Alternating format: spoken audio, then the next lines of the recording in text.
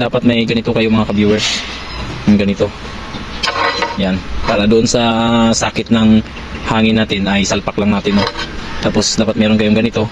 At saka ganito bubutasan nyo po dito sa may dito banda. Tapos at saka dito din. Bubutasan nyo dan nyo. Yan. Tapos dito tayo maglalagay ng sand. Isalpak nyo dito. Ganyan yung forma nyo.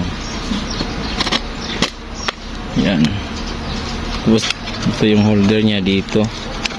Ginagawa ko po, tinatalian ko lang ng goma.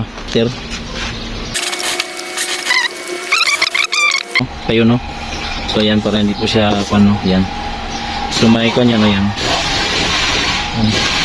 Kapag nakuha na ng hangin ito ay tatapon na po siya no. Yan. Ito no.